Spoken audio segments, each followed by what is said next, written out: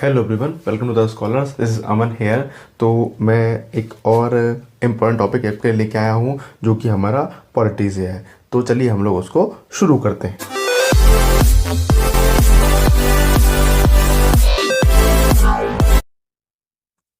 तो जैसे कि आप यहाँ देख पा रहे हैं, मैंने यहाँ पे मेंशन कर रखा है, यानी कि मैंने एक ये फोटो लगाया है, ये देखिए। यानी कि हम लोग बात करें नेशनल इमरजेंसी, और ऊपर यहाँ पे लिखा हुआ है हमारा emergency provisions in Indian constitution. यानी कि क्या है, यानी कि इमरजेंसी की सिचुएशंस में क्या क्या प्रोविजन दे रखे हैं इंडियन कॉन्स्टिट्यूशन में, उसको आज हम समझेंगे। तो ये ध्यान रखिए कि जो इन प्रोविजंस की बात की जाती है वो हमारे जो कॉन्स्टिट्यूशन के पार्ट 18 में है। पार्ट 18 में ये बताया गया है कि इमरजेंसी की सिचुएशन में किस तरीके से रूलिंग रहेगी, किस तरीके से क्या क्या चीज़ें करनी है। अगर आप इमरजेंसी की बात करना चाहते हैं तो इमरजेंसी को प्रॉपर 3 तरीके से, यानी 3 कैटेगरी में बांटा गया है। पहली जो कैटेगरी होती है वो है नेशनल इमरजेंसी। नेशनल इमरजेंसी यानी कि ये रहेगी नेशनल लेवल पे। सेकेंड जो रहती है वो है स्टेट इमरजेंसी। स्टेट इमरजेंसी यानी कि ये जो इमरजेंसी रहेगी किसी स्पेसिफिक स्टेट पे, जैसे कि मान लीजिए ए स्टेट है तो ए स्टेट पे लगाई जा सकती है, यानी कुछ एरिया में लगाई जा सकती है। अगर थर्ड वाले की बात करेंगे, इसको बोलते हैं financial financial emergency.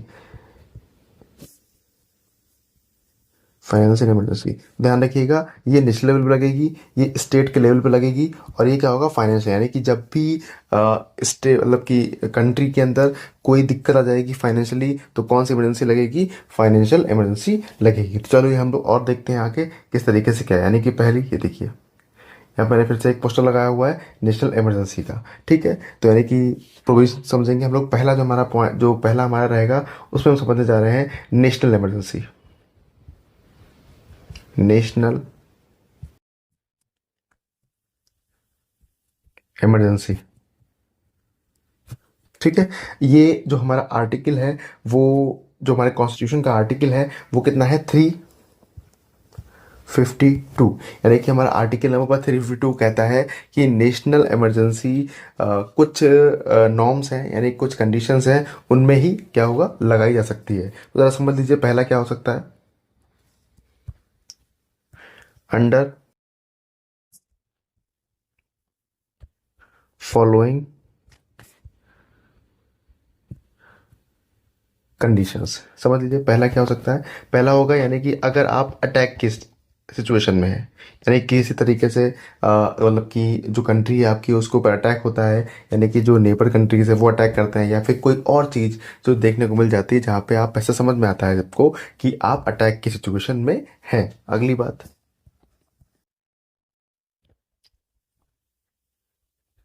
External intrusion. देखिए, एक्सटर्नल इंट्रूजन का मतलब क्या होता है, यानी कि बाहर से कुछ, जैसे समझ लीजिए जो आतंकवादी गतिविधियां होती हैं, जो टेररिज्म वाली गतिविधियां होती हैं, वो अगर देखने को मिलती हैं स्टे मतलब कि कंट्री में, तो क्या होगा फिर, वहां पे भी ये चीज़ें क्या हो सकती हैं, वहां पे भी नेशनल इमरजेंसी लगाई जा सकती है। नेक्स्ट समझ लीजिए, इंटरनल डिस्टर्बेंस। इंटरनल डिस्टर्बेंस, देखिए इंटरनल डिस्टर्बेंस का मतलब क्या होता है, यानी कि जो प्राइम मिनिस्टर उस समय के रहेंगे तो वो ये समझ पाएंगे, यानी कि उनको ऐसा लगेगा कि हाँ कुछ ज़्यादा ही टर्बुलेंस चल रहा है कंट्री के अंदर, कहीं पे कुछ हो रहा है, कहीं पे रॉयट्स हो रहे हैं, कहीं पे कुछ हो रहा है। तो यानी कि इंटरनल डिस्टर्बेंस अगर ऐसा लगता है कि प्रेसिडेंट को, यानी कि प्राइम मिनिस्टर लगेगा, प्राइम मिनिस्टर प्रेसिडेंट को बताएंगे, तो प्रेसिडेंट इस इमरजेंसी को, और ध्यान रखिए जितनी इमरजेंसीज है ये सिर्फ प्रेसिडेंट लगाते हैं, प्रेसिडेंट के पास ही पावर है लगाने की। लेकिन किसके एडवाइस पे लगाते हैं, जो प्राइम मिनिस्टर होते हैं उनकी एडवाइस पे ही प्रेसिडेंट लगाते हैं। तो प्रेसिडेंट को ऐसा बताया जाएगा कि ऐसा कुछ सिचुएशन चल रही है, इसमें इंटरनल डिस्टर्बेंस चल रहा है, तो वो क्या होगा, वहां से वो इसको इमरजेंसी लगा सकते हैं। ध्यान रखिएगा, जब भी नेशनल इमरजेंसी लगी होगी तो आपके जो फंडामेंटल राइट्स होते हैं वो कुछ फंडामेंटल राइट्स को छोड़ दीजिए, बाकी सारे फंडामेंटल राइट्स क्या होते हैं, सरेंडर करने होते हैं। यानी कि उस समय फंडामेंटल राइट आपको नहीं मिलते हैं, मैक्सिमम जो फंडामेंटल राइट होते हैं वो आपको नहीं दिए जाते हैं। ठीक है, एक बात और ज़्यादा समझनी रहेगी इसमें, यानी कि मैंने यहाँ पे एक टर्म यूज़ किया है ये वाला, यानी कि इंटरनल डिस्टर्बेंस। इसमें होता क्या है इंटरनल डिस्टर्बेंस, यानी कि हमारा एक अमेंडमेंट हुआ था, उसको बोलते हैं 44th अमेंडमेंट हुआ था।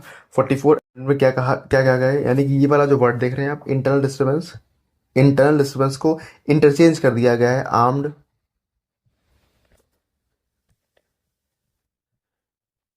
रेवेलियन, या फिर डिस्टर्बेंस कह सकते हैं आप, आर्म रेवेलियन कह लीजिए या फिर डिस्टर्बेंस कह लीजिए। ये इस तरीके से ये क्या कर दिया गया है, ये वर्ड होगी, ये जो अपने आप वर्ड है बहुत प्रॉपर तरीके से डेफिनेशन नहीं थी इसकी, इसलिए क्या कर दिया है, इसको ये डिफाइन कर दिया गया है 44th अमेंडमेंट से। ठीक है, तो चलिए अब हम लोग चलते हैं नेक्स्ट इमरजेंसी देखते हैं अपनी हम लोग। जो सेकेंड इमरजेंसी होती है इसको हम लोग बोलते हैं, यानी कि सेकेंड जो इमरजेंसी है उसको बोलते हैं हम लोग स्टेट इमरजेंसी। स्टेट इमरजेंसी, अगर हिंदी में बात करेंगे उसको बोलते हैं राष्ट्रपति शासन। राष्ट्रपति शासन, ठीक है। तो चलिए हम लोग समझते हैं किस तरीके से क्या सिचुएशन रहेगी, किस तरीके से क्या काम करेगा। पहले आपको ये समझना रहेगा, पहले आपको समझना पड़े पहले आपको ये समझना पड़ेगा कि स्टेट इमरजेंसी किस तरीके से होता है, किस तरीके से चलती है। यानी कि पहले इसका जो आर्टिकल है वो क्या है, यानी कि जो इसका आर्टिकल की बात हम लोग करने जाएंगे तो इसका आर्टिकल है 356। 356 जो आर्टिकल है वो बताता है कि स्टेट इमरजेंसी किस तरीके से क्या रहेगा, या राष्ट्रपति शासन किस तरीके से क्या रहेगा। देखिए इसमें होता क्या है कि अगर जो स्टेट गवर्नर होते हैं उनको ऐसा लगता है कि जो स्टेट की मैकेनिज्म है, यानी कि स्टेट मैकेनिज्म जो है वो डिग्रेड हो रही है। डिग्रेड का मतलब क्या होगा, यानी कि वो काम मतलब सही से आपने उसको फॉलो नहीं किया है, डिग्रेड हो रही है। तो क्या होगा, गवर्नर बताएंगे प्रेसिडेंट को, बताएंगे। और अगर प्रेसिडेंट को ऐसा लगता है कि हाँ बात सही कही जा रही है तो प्रेसिडेंट क्या करेंगे, यहाँ पे प्रेसिडेंट रूल लगा लेंगे या फिर स्टेट इमरजेंसी लगा देंगे। स्टेट इमरजेंसी यहाँ पे एप्लीकेबल कर देंगे। देखिए स्टेट इमरजेंसी में बदलता क्या है, अगर नॉर्मल स्टेट चल रहा है तो वहां पे कौन देखने वाला होगा, सीएम देखने वाला, सारी पावर किसके पास होगी, चीफ मिनिस्टर के पास होगी। लेकिन जैसे स्टेट इमरजेंसी लग जाएगी सारी पावर किसके पास आ जाएगी, सारी पावर आ जाएगी गवर्नर के पास। क्योंकि स्टेट के अंदर जो गवर्नर होता है वो रिप्रेजेंटेशन करता है किसका, राष्ट्रपति का। जैसे कि नेशनल लेवल पे राष्ट्रपति होता है, उसी लेवल पे क्या होता है, जो गवर्नर है स्टेट लेवल पे वो गवर्नर काम करता है। और इसके बाद समझिए, यानी कि चीफ मिनिस्टर के पास से जो है पावर चली जाएगी और किसके पास आ जाएगी, गवर्नर के पास पावर आ जाएगी। ठीक है, चलिए अगला अगला देखते हैं हम लोग। एक और इमरजेंसी हमारे पास है, यानी कि जो हमारे प्रोविजंस हैं उसमें एक और तरह की इमरजेंसी होती है। वो इमरजेंसी है थर्ड वाली हमारी, फाइनेंशियल इमरजेंसी। फाइनेंशियल इमरजेंसी, देखिए फाइनेंशियल इमरजेंसी का जो आर्टिकल है वो है 360 आर्टिकल है। और इसमें क्या रहेगा, इसमें जो फाइनेंस जुड़ी हुई, फाइनेंस से जुड़ी ही हुई, वैसे समझ लीजिए जैसे कि मालूम पड़ा कंट्री है, कंट्री में बहुत सारी जो खर्च रहते हैं इकोनॉमिकली, सिंपल बात पैसे से खर्च होते हैं। तो बहुत ऐसी कोई सिचुएशन आ जाती है जिस सिचुएशन में कंट्री के पास पैसा नहीं रहता है, इकोनॉमी नहीं रहती है, तो क्या हुआ उस सिचुएशन में फाइनेंशियल इमरजेंसी लगाई जाती है। और फाइनेंशियल इमरजेंसी में जो भी रहता है, यानी कि जितने भी सरकारी गवर्नमेंट जॉब के लोग होते हैं उनकी जो सैलरी होती है या तो कुछ रोक दी जाती है या फिर बहुत सारा पैसा पैसा उसमें से काट लिया जाता है। तो ये सिचुएशन देखने को मिलती है फाइनेंशियल इमरजेंसी में 360। और इसका कोई भी ऐसा नहीं कंडीशन नहीं है, सिर्फ इतनी सी कंडीशन है कि अगर इकोनॉमिक क्राइसिस अगर किसी कंट्री में आता है तो फिर क्या करेंगे, वहाँ पे फाइनेंशियल इमरजेंसी लगाई जाती है, ये भी प्रेसिडेंट ही लगाएंगे। एक बार ध्यान रखिएगा, जो हमारी फाइनेंशियल इमरजेंसी है अभी तक एक बार भी इंडिया में नहीं लगाई गई। Very much.